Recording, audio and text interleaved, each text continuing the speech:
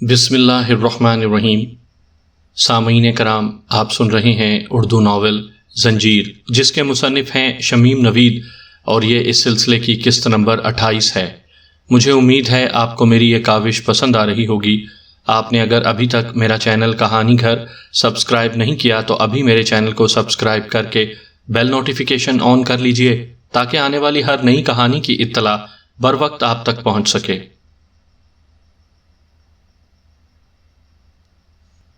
بمبئی میں prince of Wales کے ساحل پر اترتے ہی احتجاجی ہنگامے شروع ہو گئے۔ اگرچہ کانگریس کی انتہائی کوشش تھی کہ پرنس آف ویلز کے دورے کا مقاطع کرتے ہوئے احتجاج تشدد تک نہ پہنچے۔ لوگ صرف اپنی ناپسندیدگی کا اظہار نعروں سے کریں، لیکن ایسا نہ ہو سکا۔ ایسا ہو بھی کیسے سکتا تھا؟ وہاں مہندر کی قیادت میں ہماری تنظیم کے کارکن اس موقع پر پوری طرح تیار تھے۔ سالار کی سخت ہدایت تھی کہ اس موقع پر ہنگامے اتنی شدت اور قوت کے ساتھ ہوں کہ پورے ہندوستان میں دھوم مچ جائے اور دوسری جگہوں کی لوگوں کو شے ملے۔ ہجوم کی نفسیات اور ایسے ہجوم کی بہت مختلف ہوتی ہے جو کبھی اپنی نفرت کے اظہار کی خاطر احتجاج کے طور پر جمع ہو، اور پھر ایسی صورت میں کہ وہ ایک ظالم، جابر اور غاصب حکمران سے اپنی ناپسندیدگی کے اظہار پر آمادہ ہو۔ یہ ہجوم ذرا سی بات پر بھڑک سکتا ہے۔ گاندھی جی جو سیاستدان تھے، عوام کے مزاج کے نباز تھے۔ نامعلوم وہ کیوں غلام قوم کے احتجاج کو عدم تشدد کا پابند بنانا چاہتے تھے۔ ہندوستان کے لوگوں اور بالخصوص ہندوؤں نے انہیں اپنا لیڈر مان لیا تھا۔ ہندوؤں نے انہیں مہاتما کا درجہ دیا، لیکن اس مہاتما کے اس فلسفے کو قبول نہیں کیا جو عدم تشدد کا فلسفہ تھا۔ خود ان کی کانگریس پارٹی نے کبھی اس فلسفے کو خلوص سے نہیں اپنایا۔ بمبئی میں وہی کچھ ہوا جو ہم چاہتے تھے۔ ایسا ہنگامہ ہوا کہ گاندھی جی کو کہنا پڑا، میرے خوابوں کے شہر میں آگ لگ گئی۔ بسوں اور ٹراموں کو جلا دیا گیا، دکانیں لوٹی گئیں، شراب خانوں پر سنگ باری ہوئی۔ پرنس آف ویلز کے استقبال کی تقریب درہم برہم ہو گئی۔ یہ خبر پورے ہندوستان میں پھیلی تو لوگوں کے حوصلے بلند ہو گئے۔ ہر جگہ مظاہروں کا سلسلہ شروع ہو گیا۔ ان شہروں میں جہاں پرنس آف ویلز کو دورہ ہند میں جانا تھا، وہاں پرنس کی آمد کے موقعوں پر مظاہروں اور ہنگاموں کی تیاریاں زوروں شوروں سے شروع ہونے لگیں۔ انگریز حکومت بوکھلا اٹھی، رضاکار تنظیمیں خلاف قانون قرار دے دی گئیں۔ ہندوستان کے گوشے گوشے میں سیاسی لیڈروں اور کارکنوں کی گرفتاریاں ہوئیں، مگر یہ طوفان نہ تھما۔ پرنس آف ویلز کے دورے کا مقاطع تشدد سے ہم آہنگ ہوتا رہا، یہاں تک کہ پرنس آف ویلز کے دورہ کلکتہ سے قبل پورے ہندوستان میں گرفتار شدگان کی تعداد 25,000 سے تجاوز کر گئی۔ یہ حکومت ہند کے اعداد و شمار ہیں۔ عام خیال ہے کہ ہر صوبے سے اتنی ہی تعداد میں افراد گرفتار کیے گئے۔ گاندھی جی نے پنڈت مالویا کے توسط سے انگریز حکومت سے مذاکرات کیے۔ یہ مذاکرات کلکتہ میں ہوئے، جہاں وائسرائے شہزادے کے دورے سے متعلق انتظامات کے سلسلے میں گیا ہوا تھا، مگر یہ مذاکرات ناکام ہو گئے۔ وائسرائے کا کہنا تھا کہ اگر پرنس کی کلکتہ آمد کے موقع پر ہنگامے نہ ہوں تو سیاسی بنیادوں پر گرفتار کیے جانے والے افراد رہا کر دیے جائیں گے، لیکن گاندھی جی کا مطالبہ تھا کہ تمام سیاسی قیدیوں کو، جن میں مولانا محمد علی جوہر اور ان کے ساتھی بھی شامل ہیں، رہا کر دیا جائے۔ تحریر، تقریر، انجمن سازی اور صحافت کی آزادی بحال کی جائے۔ یہ مطالبہ لارڈ ریڈنگ کو منظور نہ تھا۔ سیاسی سطح پر کی جانے والی یہ تمام کوششیں بے سود ہی ثابت ہوئیں۔ پرنس آف ویلز کلکتہ پہنچا تو وہاں بھی ہنگاموں نے اس کا استقبال کیا۔ ویسے اس موقع پر دونوں فریق یعنی انگریز اور کانگریس کوئی سمجھوتا کرنا نہیں چاہتے تھے۔ لارڈ ریڈنگ جانتا تھا کہ بنگال میں ہنگامے ہوں گے، کیونکہ یہ ہنگامے کانگریس نہیں، وہاں موجود دوسری زیر زمین انقلابی تحریکیں کریں گی۔ اس لیے اس نے ایسی شرط رکھی تھی کہ سیاسی لیڈر اسے رہا نہ کرنے پڑے۔ کانگریس بھی جانتی تھی کہ بنگال میں ہنگامے روکنا اس کے بس کی بات نہیں، وہ یہ وعدہ کرنے پر تیار نہیں تھی۔ بعد میں کانگریس کلکتہ میں ان ہنگاموں کی کلغی اپنے سر پر سجاتی رہی، لیکن واقعہ یہ ہے کہ یہ ہنگامے بنگال کی انہی زیر زمین انقلابی تحریکوں کی کوششوں کا نتیجہ تھے۔ یہ پہلا موقع تھا کہ تنظیم کا رابطہ خفیہ تحریکوں سے قائم ہوا اور ہماری کارروائیوں کو ایک نئی جہت، ایک نئی سمت ملی۔ بنگال اس دور میں بھی ہر دور کی طرح ایک ایسا آتش فشاں تھا جو وقفے وقفے سے لاوا اگلتا رہتا تھا۔ جنگ پلاسی سے آج تک وہ ہر دور میں غاصبوں کے خلاف مصروف پیکار رہا ہے۔ یہ وہ علاقہ ہے جہاں ہندوستان میں سب سے پہلے آزادی کے لیے مسلح جدوجہد کرنے والی تنظیمیں قائم ہوئی تھیں۔ یہی وہ سرزمین تھی جس کے انقلابیوں کے لیے امریکہ میں مقیم ہندوستانیوں نے چندہ اکٹھا کر کے ایک جاپانی جہاز خریدا تھا اور امریکہ میں اسے اسلحہ سے لدوا کر ہندوستان کے لیے بک کر دیا تھا۔ مجھے آج اس جہاز کا نام یاد نہیں رہا۔ بہرحال تاریخ میں وہ واقعہ اسی جہاز کے نام سے رقم کیا جاتا ہے۔ یہ جہاز سنگاپور سے بخیریت گزر گیا تھا، لیکن ہندوستان پہنچنے سے قبل انگریز حکومت کو اس کی سنگن مل گئی اور اسلحے سے لدا ہوا یہ جہاز اس وقت انگریز بحریہ نے پکڑ لیا جب وہ جزائر انڈیمان سے کلکتے کی طرف بڑھ رہا تھا۔ بنگال کے انقلابیوں کی جانب سے اسلحہ سے مگل کرنے کی یہ کوشش تو ناکام ہو گئی، لیکن یہیں سے بنگال میں زیر زمین تشدد پسند، دہشت پسند تحریکوں کی داغ بیل پڑی۔ پرنس آف ویلز کے دورہ کلکتہ تک میں اور جمشید لکھنؤ میں ہی رہے۔ اس عرصے میں 2 مرتبہ میں پولیس کے ہتھے چڑھنے سے بچا۔ پہلی مرتبہ اس دن جب چودھری خلیق الزماں گرفتار ہوئے تھے۔ اس رات میں انہی کے گھر تھا، مگر پولیس کو اس کا علم نہیں تھا۔ دوسری مرتبہ پولیس نے میری گرفتاری کے لیے گھر پر چھاپا مارا تھا، مگر اس وقت میں جمشید سے ملنے گیا ہوا تھا۔ میرے والد ان دنوں لکھنؤ میں نہیں تھے، وہ شملے اور دہلی کے درمیان شٹل کاک بنے ہوئے تھے۔ ظاہر ہے وہ خان بہادر تھے اور پرنس کا استقبال ان کا مقدس فرض تھا۔ اب ہماری منزل دہلی تھی۔ تنظیم کا پروگرام تھا کہ دہلی میں پرنس آف ویلز پر قاتلانہ حملہ کیا جائے، لیکن وہاں انتظامات اتنے سخت تھے کہ ہمیں کچھ کرنے کا موقع نہیں ملا۔ حالانکہ کمانڈر ان چیف رالنس کے ADC کی کوٹھی میں ہمارے چند رضاکار محمد یامین خان، نواب سیف اللہ خان اور امیر اللہ خان کے ملازموں کی حیثیت سے مقیم تھے، لیکن ان میں سے کسی کو وہاں کوئی کارروائی کرنے کا موقع نہیں ملا۔ اگر ہماری تنظیم دہلی میں پرنس آف ویلز پر قاتلانہ حملہ کرنے میں کامیاب ہو جاتی تو شاید ہندوستان کی آزادی کی راہ مختلف ہوتی۔ پھر بھی دہلی میں ہم نے پرنس آف ویلز کی خدمت پر مامور ایک انگریز آفیسر کو اغوا کر لیا اور اس کے اغوا سے ہم نے فائدہ بھی اٹھایا۔ اسی اغوا کی بنیاد پر ہم نے چورا چوری میں غزنوی کے اہل خاندان کے ساتھ ہونے والی زیادتیوں کا انتقام لینے کا فیصلہ بھی کیا۔ ہم لوگ چورا چوری ٹھیک اس دن پہنچے تھے جس دن گاندھی جی کی صدارت میں بردولی کے باشندوں نے اعلان کیا تھا کہ ہندوستان میں عام سول نافرمانی کی تحریک شروع کرنے کے لیے بردولی مناسب ترین مقام تھا۔ اس کانفرنس نے بردولی کے محصول دہندوں کو ہدایت کی تھی کہ وہ آئندہ ہدایات تک حکومت کو لگان اور دوسرے محاصل ادا نہ کریں۔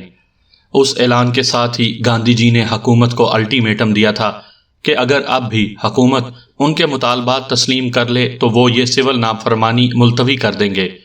گاندھی جی کا یہ الٹیمیٹم بڑا پھسپھسا تھا، جس میں حکومت سے براہ راست تصادم سے گریز کرنے کی خواہش پوشیدہ تھی۔ ہم سپہر کو چورا چوری پہنچے تھے۔ غزنوی ہمارے ساتھ تھا لیکن برقعے میں تھا۔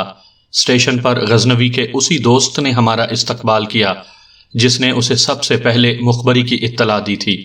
اس کا نام اجاز تھا۔ شملے سے واپسی پر اس نے پولیس کی ملازمت سے استعفیٰ دے دیا تھا۔ ہم اس کے ساتھ اسی کے مکان پر اترے تھے۔ چورا چوری میں ہمیں ایک ایسی محفوظ پناہ گاہ کی ضرورت تھی جہاں کوئی ہم پر ہاتھ نہ ڈال سکے۔ میں نے غور و خوض کے بعد ایک بہت ہی دلیرانہ فیصلہ کیا اور اس کو عملی جامہ پہنانے کا ارادہ کر لیا۔ سورج ڈھلے میں اپنے تمام ساتھیوں کے ساتھ ایک اعلیٰ پولیس آفیسر کے گھر پہنچا۔ اس کے گھر میں کل 3 افراد تھے، وہ، اس کی بیوی اور اس کی جوان بیٹی۔ اس کے علاوہ ان کا ایک ملازم تھا جو باہر کا کام کرتا تھا۔ وہ پولیس افسر ہم سے بہت تپاک سے ملا اور پھر ہم نے اس کے مکان پر قبضہ کر لیا۔ اس کے گھر والوں کو یرغمال بنا لیا۔ یہ سب کچھ اتنی آسانی سے ہو گیا کہ خود مجھے بھی حیرانی ہوئی۔ اب تم کمر میں سخت درد کی وجہ سے چل پھر نہیں سکتے۔ حالات پر قابو پانے کے بعد میں نے اس سے کہا تھا۔ مگر کیوں؟ اس نے گڑبڑا کر پوچھا۔ میں ٹھیک ہوں، جو کچھ تم سے کہا جا رہا ہے وہی کرو، میں نے سختی سے کہا۔ ہم سب غزنوی کے دوست ہیں، سمجھے؟ غزنوی کون؟ وہ جس کی بیوی، بہن اور بچے کو پولیس کے غنڈوں سے اغوا کروایا گیا تھا۔ اس کی آنکھیں دہشت سے پھیل گئیں۔ تو تم کیا کرنا چاہتے ہو؟ انتقام، میں نے کہا۔ پولیس سے انتقام۔ میں نے کچھ نہیں کیا، وہ گڑ گڑا کر بولا۔ پھر وہ ہم سے تعاون کرنے پر آمادہ ہو گیا۔ ہمیں اس سے صرف اتنا تعاون درکار تھا کہ وہ بیماری کا بہانہ کر کے گھر تک محدود ہو جائے تاکہ اس کی طرف سے کسی کارروائی کا خدشہ نہ رہے۔ وہ تعاون کرنے پر مجبور تھا۔ وہ جانتا تھا کہ ہم کون لوگ ہیں۔ وہ ہم سے غائبانہ طور پر واقف تھا کیونکہ ہم نے پرنس آف ویلز کی خدمت پر مامور انگریز آفیسر کو اغوا کر کے انجمن محبان وطن کی جانب سے وائسرائے کو الٹیمیٹم بھیجا تھا کہ اگر غزنوی کے اہل خاندان کو رہا نہ کیا گیا تو ٹھیک اس دن جب پرنس آف ویلز دہلی میں اپنا دربار سجائے گا، اس افسر کی لاش کسی مقام پر لٹکی پائی جائے گی، اور اس دن جو بھی انگریز افسر نظر پڑا اسے گولی مار دی جائے گی، خواہ اس کا نتیجہ کچھ ہی کیوں نہ ہو۔ اس الٹیمیٹم کے نتیجے میں غزنوی کے اہل خاندان کو رہائی نصیب ہوئی تھی۔ یوں وہ پولیس افسر بیمار بن کر گھر پر پڑ گیا۔ اس کی بیوی اور لڑکی کو ہم نے ایک کمرے میں بند کر دیا تھا اور غزنوی پستول لے کر ان کے سر پر مسلط تھا۔ ہمیں یقین تھا کہ اب وہ پولیس آفیسر اپنی بیوی اور بچی کی جان کے خوف سے کچھ بھی نہ کر سکے گا۔ چورا چوری میں ہنگاموں کے لیے غزنوی کے اہل خاندان پر گزرنے والے واقعات ہی کو بنیاد بنایا گیا۔ کانگریس اور خلافت کے ایک مشترکہ جلسے میں غزنوی کی بیوی، بہن اور بچے کو پیش کیا گیا اور ان کی تمام غم انگیز داستان غزنوی کے دوست اجاز نے بڑے مؤثر انداز میں اور نمک مرچ لگا کر پیش کی تھی۔ میں مہندر کے ساتھ اس جلسے میں موجود تھا اور اجاز کے زور بیان پر متحیر تھا۔ جوں جوں وہ داستان کے آخری حصے کی طرف بڑھتا رہا، لوگوں میں غیظ و غضب اور نفرت و غصے کی لہر دوڑتی چلی گئی۔ اگلے دن شام تک یہ داستان چورا چوری میں زبان زد عام ہو گئی۔ اس دن پھر ایک احتجاجی جلسہ ہوا اور اس میں غزنوی کی بیوی نے روتے ہوئے تمام داستان سنائی۔ اس دن چورا چوری کے ایک مضافاتی گاؤں میں چند کسانوں پر پولیس کے تشدد کے واقعات بھی بیان کیے گئے۔ اس دن چورا چوری میں پولیس کے خلاف اشتعال میں اور اضافہ ہوا۔ لوگوں نے اس جلسے سے نکلنے کے بعد برسر عام پولیس کے خلاف نعرے لگائے۔ جہاں کہیں کوئی پولیس والا نظر آتا، لوگ اس پر آوازیں کستے، اسے گالیاں دیتے۔ اس کے بعد چورا چوری کے مختلف علاقوں میں احتجاجی اجتماعات ہونے لگے۔ ان جلسوں میں چورا چوری کے مضافات میں پولیس کی زیادتیوں کی داستانیں بھی سنائی جاتیں۔ اشتعال بڑھتا رہا اور اس دن یہ اشتعال اپنی انتہا کو پہنچ گیا جب پولیس نے غزنوی کے دوست اجاز کو گرفتار کر لیا۔ جس دن اجاز گرفتار ہوا اسی رات غزنوی کا چچا زاد بھائی ہماری گرفت میں تھا۔ اس نے بہت منت سماجت کی، بہت رویا پیٹا، مگر اس کو معاف کرنے کا سوال ہی پیدا نہیں ہوتا تھا۔ اور جب غزنوی اس کے سامنے آیا تو وہ اس کے قدموں پر گر گیا۔ وہ اسے دوستی کا واسطہ دے رہا تھا، خاندان کا واسطہ دے رہا تھا، مگر غزنوی نے اس کی ایک نہ سنی۔ غزنوی نے اس کے منہ پر زوردار ٹھوکر ماری اور پھر اسے اپنی جان سے گزرنا پڑا۔ چورا چوری آئے ہوئے ہمیں یہ 8واں دن تھا جب غزنوی کے چچا زاد بھائی کی لاش ایک درخت سے لٹکی ہوئی پائی گئی۔ اس لاش کے ساتھ ایک بڑے لفافے پر بڑے بڑے الفاظ میں لکھا تھا: چورا چوری کی بدماش پولیس کے لیے تحفہ، انجمن محبان وطن۔ ذرا ہی دیر میں یہ خبر چورا چوری میں عام ہو گئی کہ غزنوی کی مخبری کرنے والے اس کے چچا زاد بھائی کو غزنوی کے ساتھیوں نے ہلاک کر دیا ہے۔ چورا چوری میں اس سے قبل ایک انگریز آفیسر کے اغوا کی داستان بھی پھیل چکی تھی، جس کی جان بچانے کے لیے حکومت نے غزنوی کے اہل خاندان کو رہا کیا تھا۔ اس سے اگلے دن وہ بدماش صورت پولیس والے نہایت خستہ حالت میں چورا چوری کے مختلف علاقوں سے تلاش کیے گئے، جنہوں نے غزنوی کے گھر میں گھس کر عورتوں کو بے دردی سے پکڑا تھا اور جنہیں خفیہ کے اعلیٰ آفیسر نے سانڈ کہا تھا۔ ان 2 واقعات سے چورا چوری کے لوگوں کے حوصلے بلند ہو گئے، ان کے جوش و خروش کو مہمیز ملی۔ وہ خوش تھے کہ اس دیس میں بھی ایسے لوگ موجود ہیں جو ایک ظالم اور جابر حکومت کے آنکھوں میں آنکھیں ڈال سکتے ہیں۔ چورا چوری میں فضا ہمارے لیے ہموار ہو چکی تھی۔ بارود کے ڈھیر میں بس چنگاری دکھانے کی دیر تھی، اور یہ چنگاری خود پولیس نے ہی لگائی۔ اس رات چورا چوری کی پولیس نے بڑے پیمانے پر چھاپے مارے۔ وہ انجمن محبان وطن کے کارکنوں کو گرفتار کرنا چاہتی تھی۔ اس کوشش میں اس نے کوئی لحاظ نہ کیا۔ جس پر ذرا سا بھی شک ہوا اس کے گھر پولیس چڑھ دوڑی۔ ان چھاپوں کے دوران میں پولیس نے اپنی اعلیٰ روایات کے مطابق زیادتیاں بھی کیں، لوگوں کو بے عزت بھی کیا، لیکن ہم لوگ اس کے ہتھے نہ چڑھے۔ ہتھے چڑھتے بھی تو کیسے؟ ہم تو ایک ایسے شخص کے گھر میں تھے جہاں پولیس چھاپا مارنے کا تصور بھی نہیں کر سکتی تھی۔ اور پھر اگلے دن چورا چوری میں پولیس کی ان کارروائیوں پر لوگوں نے احتجاجی جلسے کیے۔ لڑکے اسکولوں سے نکل آئے، لڑکے جدھر سے گزرتے سنگ باری کرتے گزرتے۔ پولیس نے انہیں اس حرکت سے باز رکھنے کے لیے لاٹھی چارج کیا، کئی طلباء کو پکڑ لیا گیا۔ دوسرے دن چورا چوری میں پولیس کی زیادتیوں کے خلاف ایک احتجاجی جلوس نکلا۔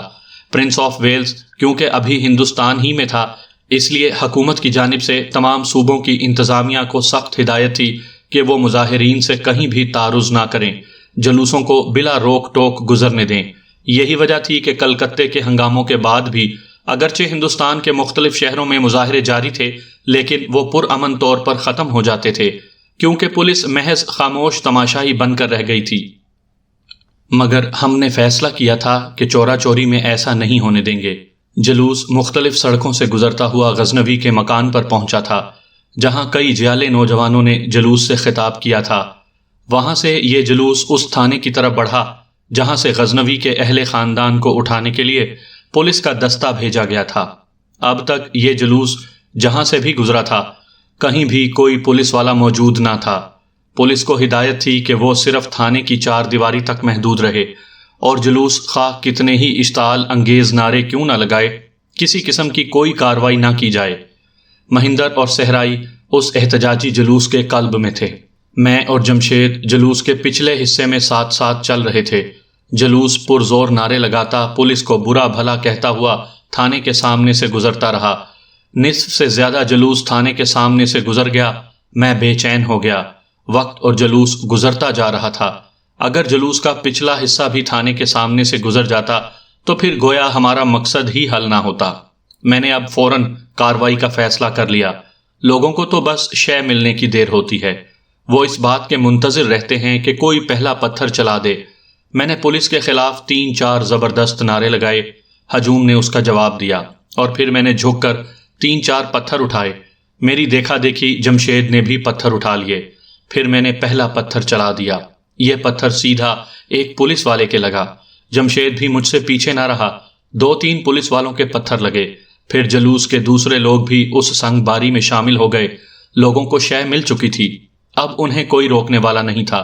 تھانے کے باہر متعین سپاہیوں نے ڈر اور خوف سے فائرنگ شروع کر دی۔ انہیں خطرہ ہو گیا تھا کہ کہیں مشتعل ہجوم ان پر حملہ نہ کر دے، مگر اپنی حفاظت کے لیے فائرنگ کرنا ان کی بہت بڑی حماقت تھی۔ فائرنگ کی آواز سنتے ہی تمام جلوس تھانے کی طرف پلٹ پڑا۔ لوگ پولیس والوں سے بھیڑ گئے۔ سپاہی فائرنگ کرتے ہوئے تھانے میں پسپا ہو گئے اور دروازے بند کر کے اندر بیٹھ گئے۔ انہیں پسپا ہونا ہی تھا کیونکہ ان کے پاس گولیاں ختم ہو گئی تھیں۔ اس پسپائی میں ایک سپاہی مشتعل ہجوم کے درمیان پھنس گیا۔ وہ ذرا ہی دیر میں زندگی کی سرحد پار کر کے موت کی وادی میں جا سویا، اور لوگوں نے جیسے فتح کے نشے میں سرشار ہو کر ایک زبردست نعرہ لگایا۔ ایک سپاہی کی موت سے ان کے حوصلے اور بڑھ گئے۔ میں ابھی اس کارروائی سے مطمئن نہیں تھا۔ لوگ تھانے کی طرف بڑھنے سے ہچکچا رہے تھے۔ ایک مرتبہ پھر انہیں راہ سجھانے اور جوش دلانے کی ضرورت تھی۔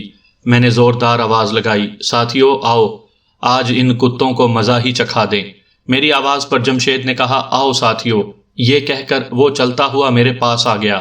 آؤ۔ کئی لوگوں کی آوازیں آئیں۔ کئی افراد کا ایک گروہ تھانے کے احاطے میں داخل ہو گیا اور اس کے بعد گیٹ سے انسانی سیلاب احاطے میں پھیل گیا۔ تھانے کی عمارت اب مشتعل ہجوم کے نرغے میں تھی۔ میں اور جمشید اب ان لوگوں کے پیچھے تھے۔ لوگوں نے تھانے کو آگ لگا دی۔ آگ سے بچنے کے لیے پولیس والے دروازے کھول کر عمارت سے باہر آ گئے۔ جیسے ہی وہ باہر آئے، مشتعل ہجوم نے ان کے ٹکڑے ٹکڑے کر دیے اور لاشوں کے یہ ٹکڑے جلتی ہوئی آگ میں جھونک دیے۔ ہجوم اب اپنی مرضی کا مالک تھا۔ اب اسے کوئی بھی اقدام کرنے سے کوئی نہیں روک سکتا تھا۔ میں اور جمشید کھسکتے ہوئے احاطے سے باہر آ گئے۔ اب ہمیں اپنی پناہ گاہ پر واپس پہنچنا تھا۔ ہمارے پہنچنے کے تھوڑی دیر بعد ہی مہندر اور صحرائی بھی وہاں آ گئے۔ تھوڑی ہی دیر بعد ہم اس جلوس کے واقعات غزنوی کو سنا رہے تھے۔ پولیس آفیسر، اس کی بیوی اور بیٹی خوف زدہ انداز میں ہماری باتیں سن رہے تھے۔ شاید انہیں ڈر تھا کہ ہم انہیں بھی موت کے گھاٹ اتار دیں گے۔ اس کا اظہار اس پولیس آفیسر نے بھی کیا تھا، مگر میں نے اسے یہ کہہ کر تسلی دی کہ اس کی میزبانی کے عوض ہم اس کی جان بخشی کر دیں گے۔ ہندوستان کی تاریخ میں یہ پہلا موقع تھا کہ مشتعل ہجوم نے سرکاری کارندوں سے ایسا سخت اور بھیانک انتقام لیا تھا۔ اس واقعے کا تذکرہ کم و بیش تاریخ کی ہر کتاب میں مل جائے گا، مگر کسی کتاب میں اس ہنگامے کی اصل وجوہ شاید ہی ملیں۔ خود گاندھی جی نے اس واقعے پر غم کا اظہار کرتے ہوئے دو ٹوک الفاظ میں کہا تھا کہ چورا چوری میں ہونے والے اس ہنگامے کا کوئی تعلق کانگریس سے نہیں ہے، کانگریس کا کوئی لیڈر یا کارکن اس ہنگامے کی قیادت نہیں کر رہا تھا۔ ساتھ ہی اس موقع پر گاندھی جی سے ایک غلطی بھی ہوئی، انہوں نے اس واقعے کو سول نافرمانی کی وہ تحریک ملتوی کرنے کا جواز بنا لیا جو بزدولی کے علاقے میں 8-10 روز قبل شروع کرنے کا اعلان کیا تھا۔ ان کی دلیل تھی کہ اس ہنگامے سے ثابت ہو گیا ہے کہ ہندوستان ابھی اہنسا کے سنہری عقیدے کو صدقے دل سے قبول نہیں کر سکا ہے، ابھی تشدد اور بغاوت کے عنصر اس میں باقی ہیں۔ اس طرح گاندھی جی نے سول نافرمانی کے اعلان سے فیصلہ کن بغاوت کی سمت جو قدم اٹھایا تھا واپس لے لیا۔ انہوں نے پیش قدمی کیے بغیر پسپائی اختیار کر لی، لوگوں کے دلوں میں دہکتے ہوئے لاوے کو انہوں نے سمندر کا جھاگ بنا ڈالا۔ ان کی اسی پالیسی کی بنا پر اسی سال کانگریس 2 حصوں میں بٹ گئی۔ اس سے اگلے ماہ گاندھی جی بھی گرفتار کر لیے گئے، حالانکہ انہوں نے سول نافرمانی کی تحریک ملتوی کر کے خود انگریز حکومت کے ہاتھ مضبوط کیے تھے۔ اندو لال یا جنک نے جو ایک زمانے میں گاندھی جی کے سیکرٹری رہے ہیں، شاید ٹھیک ہی لکھا ہے کہ انگریز حکومت نے گاندھی جی کی گرتی ہوئی ساکھ بحال کرنے کے لیے ان کی گرفتاری کا ڈھونگ رچایا تھا۔ بہرحال ہم اپنے مقصد میں کامیاب ہو چکے تھے، ہم اسی رات چورا چوری سے نکل گئے تھے۔ چورا چوری کی مہم سے فارغ ہو کر جمشید اور صحرائی کے سوا ہم چاروں یعنی میں، مہندر، کوہستانی اور غزنوی کلکتے پہنچے۔ جمشید بمبئی چلا گیا اور صحرائی سندھ۔ ہم چاروں کو کلکتے میں ایک خفیہ دہشت پسند تنظیم کے کارکنوں سے بعض آتشی اسلحے اور بارودی دھماکوں کی تربیت لینا تھی۔ اس تنظیم کا سربراہ ایک انقلابی ہندو نوجوان ڈی کے بوس تھا۔ وہ اس شخص کی اولاد میں سے تھا جس کے ایما پر امریکہ میں مقیم ہندوستانیوں کی انجمن آزادی ہند نے اسلحے سے لدا ہوا جہاز ہندوستان بھیجنے کی کوشش کی تھی۔ اس کا تمام خاندان ہی انقلابی تھا۔ اس کے باپ کو پھانسی کی سزا ہوئی تھی اور چچا کو کالے پانی کی۔ اس کا بھائی فوج اور پولیس سے مقابلے کے دوران میں ہلاک ہوا تھا اور اس کی بہن اس کی دستے راست تھی۔ ڈی کے بوس سے ہماری تنظیم کا تعارف کانگریس کے اجلاس کے موقع پر ہوا تھا اور پھر اسی تعارف کی بنا پر ہماری تنظیم کے کارکنوں نے کلکتے میں پرنس آف ویلز کی آمد پر مظاہروں کی قیادت کی تھی۔ کلکتے کے ایک معمولی سے ہوٹل میں ہمارا قیام تھا۔ وہاں پہنچنے کے 2 دن بعد ڈی کے بوس سے ہماری ملاقات ہوئی۔ وہ خود ہی ہم سے ملنے آیا تھا۔ ہماری یہ ملاقات بڑی پرجوش رہی۔ وہ واقعی انقلابی تھا۔ بغاوت کا جذبہ اور آزادی حاصل کرنے کی امنگ اس کے روم روم میں سمائی ہوئی تھی۔ وہ ایک مضطرب اور چوکنا شخصیت کا مالک تھا۔ میرے ذہن میں اس کے لیے صرف ایک ہی تشبیہ ہے، بنگال ٹائیگر۔ وہ ہم سے یوں ملا تھا جیسے ہم برسوں کے دیرینہ دوست ہوں۔ ابتدائی تعارف کے بعد وہ فوراً ہی ہم سے بے تکلف ہو گیا تھا۔ وہ ملی جلی اردو اور انگریزی میں ہم سے گفتگو کر رہا تھا۔ وہ ہم میں سے کسی کو بھی مخاطب کرتا تو پہلے یار کا لفظ استعمال کرتا۔ یہ لفظ اس کے منہ سے بڑا پیارا لگتا تھا۔ وہ ہم سے ہماری تنظیم کی سرگرمیوں کے بارے میں پوچھ رہا تھا۔ ہم نے مختصراً اسے تمام تفصیلات بتا دیں۔ وہ ان تفصیلات کو بڑی توجہ اور دلچسپی اور انہماک سے سنتا رہا۔ جب ہم اسے سب کچھ بتا چکے تو اس نے کہا، یار لوگو، مجھے خوشی ہے کہ اب ہندوستان کے دوسرے علاقوں میں بھی یہ انقلابی فکر پیدا ہو رہی ہے، ورنہ ہم تو سوچتے تھے کہ 1857 کے بعد ان علاقوں کی ماؤں نے شہید اور سرفروش بیٹوں کو جنم دینا ہی بند کر دیا۔ میں نے اس پر کچھ کہنے کے لیے منہ کھولا ہی تھا کہ بوس نے ہاتھ اٹھاتے ہوئے کہا، نہ نہ نہ، میں زوردار تقریریں کرنے والے سیاسی لیڈروں کی بات نہیں کر رہا ہوں، نہ ہی خواب دیکھنے والے ان لوگوں کی جنہیں تم مجاہدین کہتے ہو اور جو ہندوستان کی آزادی کے لیے ترکی اور افغانستان کی طرف دیکھتے ہیں اور ریشمی رومالوں پر خفیہ خط و کتابت کرتے ہیں۔ میں ان لوگوں کی بات کر رہا ہوں جو اپنے زور بازو پر بھروسہ کرتے ہیں۔ یہ انداز فکر کا فرق ہے، میں نے کہا، ورنہ باقی ہندوستان میں بھی آزادی کے متوالے بستے ہیں۔ نہیں یار، یہ انداز فکر کا نہیں، طریقہ کار کا فرق ہے، باس نے کہا۔ تم لوگ صرف سیاسی جنگ کے قائل ہو، مگر یہ بھول جاتے ہو کہ سیاسی جنگ ایک آزاد ملک میں 2 آزاد پارٹیوں کے درمیان تحریر، تقریر، اجتماع اور صحافت کی آزادیوں کے ساتھ لڑی جاتی ہے۔ سیاست کی یہ جنگ کسی غلام ملک میں لڑی ہی نہیں جا سکتی۔ ایسے ممالک میں صرف 2 پارٹیاں ہوتی ہیں، ایک حاکموں کی دوسری غلاموں کی۔ ایک مرتبہ یہ کسی قوم پر مسلط اور نافذ ہو جائیں تو پھر تسمہ پا کی طرح کاندھوں پر سوار ہوتے رہتے ہیں۔ یہ پیر تسمہ پا غلاموں کے کندھے سے ان کی درخواست پر ان کے رونے دھونے پر نہیں اترتا، اسے تو کاندھے سے جھٹک کر گرانا پڑتا ہے اور بھاری پتھر سے اس کا سر کچلنا پڑتا ہے۔ خیر چھوڑو ان باتوں کو، ڈی کے بوس نے کہا، یہ مباحثے عمر بھر جاری رہ سکتے ہیں، نہ میری دلیلیں ختم ہوں گی نہ تمہاری، اصل بات تو عمل ہے۔ اسی دن ہم اس ہوٹل سے ڈی کے بوس کے گھر منتقل ہو گئے۔ وہ کلکتے کے مضافات میں اپنے کسی دوست کے گھر ٹھہرا ہوا تھا۔ یہاں ہماری ملاقات اس کی انقلابی بہن سشما سے بھی ہوئی۔ وہ سانولی سلونی، دبلی پتلی، نازک اندام بنگالی حسینہ تھی۔ اس کے نقوش سیدھے سادے مگر پرکشش تھے۔ اس کے بال اتنے لمبے تھے کہ کمر سے بھی 4-5 بالشت نیچے تک جاتے تھے۔ اسے دیکھ کر کوئی بھی نہیں کہہ سکتا تھا کہ وہ ایک انقلابی لڑکی بھی ہو سکتی تھی۔ ہماری تربیت 3 ماہ جاری رہی۔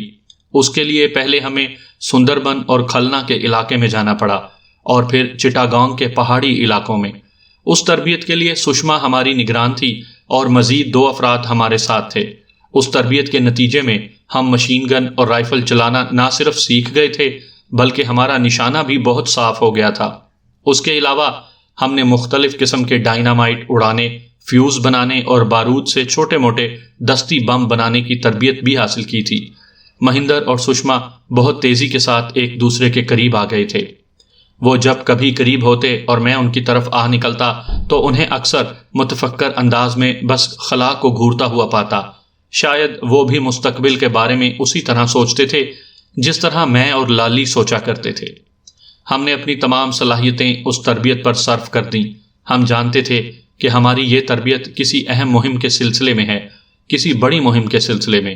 ہمیں اس تربیت کے لیے منتخب کرتے ہوئے سالار اعظم نے کہا تھا، میں چاہتا ہوں کہ تم پوری دل جمعی سے یہ تربیت حاصل کرو، کیونکہ یہ تربیت بعد میں ہماری تنظیم کی مہموں میں بہت کام آئے گی۔ اس تربیت کے خاتمے کے فوری بعد تمہیں ایک نہایت اہم مہم درپیش ہوگی۔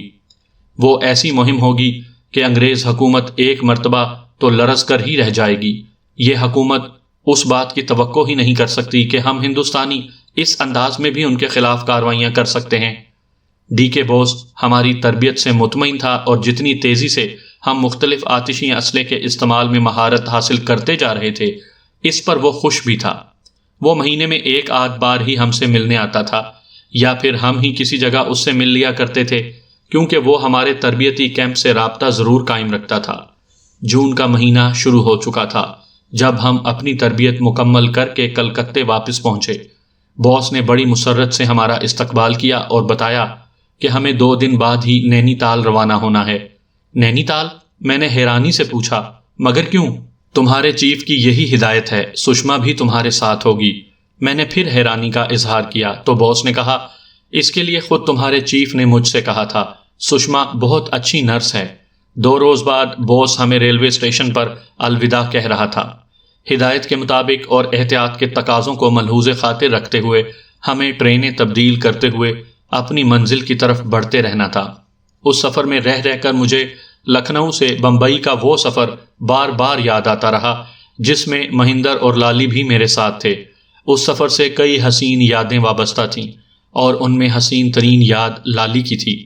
سشما اس سفر کے ساتھ ہی مہندر کے لیے اپنے مندر میں کئی دیپ جلا چکی تھی۔ میں نے محسوس کیا تھا کہ سشما کے یہ جذبات یک طرفہ نہیں تھے۔ مہندر بھی سشما کے لیے وہی جذبات رکھتا تھا جو میرے دل میں لالی کے لیے تھے۔ سشما جب مہندر کی طرف دیکھتی تو اس کی آنکھوں کی جوت کچھ زیادہ ہی بڑھ جاتی اور مہندر سے گفتگو کرتے ہوئے اس کے لہجے میں گنگناہٹ کا ارتعاش سا پیدا ہو جاتا۔ اس کے گالوں پر جیسے انگارے سے دہکنے لگتے، اس کی مٹیالی رنگت میں جیسے کسی بھیگی ہوئی شام میں پھوٹنے والی شفق گھل جاتی۔ یہ خواب بھی کتنے حسین ہوتے ہیں، یہ تصورات بھی کتنے شاداب ہوتے ہیں۔ غلامی کی تپتی دوپہر میں سفر کرنے والوں کی زندگی میں ایسے خوابناک، شاداب اور محبت سے شرابور لمحات بہت ہی کم آتے ہیں اور پھر زندگی بھر کا عذاب بن جاتے ہیں۔ مجھے مہندر اور سشما پر بے حد پیار آنے لگا تھا، ساتھ ہی میرا دل غیر یقینی مستقبل کے اندیشوں سے دہل کر رہ جاتا تھا۔ تب لالی کا چہرہ میرے تصور میں اتر آتا، میں انتظار کروں گی، اس کے ان الفاظ کی نغمگی مجھے بھی بوجھل اور شرابور کر ڈالتی۔ پیلی بھیت اسٹیشن پر کامریڈ صحرائی ہمارا منتظر تھا۔ وہ سالار اعظم کے پیغام کے ساتھ وہاں پہنچا تھا۔ نینی تال میں جو مہم ہمیں سپرد کی جانے والی تھی جزوی طور پر ملتوی کر دی گئی تھی، لہٰذا ہم سب کا نینی تال جانا ضروری نہیں رہا تھا۔ اب صرف مجھے اور کوہستانی کو نینی تال پہنچنا تھا۔ مہندر، غزنوی اور سشما کو شملے پہنچنے کی ہدایت تھی۔ لالی پہلے ہی شملے پہنچ چکی تھی۔ پیغام سننے کے بعد میرے اور کوہستانی کے سوا باقی سب پیلی بھیت اسٹیشن پر ہی اتر گئے۔ ہمیں ابھی کاٹھ گودام جانا تھا، جو اس لائن پر آخری اسٹیشن تھا جہاں سے لاری کے ذریعے ہم نینی تال پہنچ سکتے تھے۔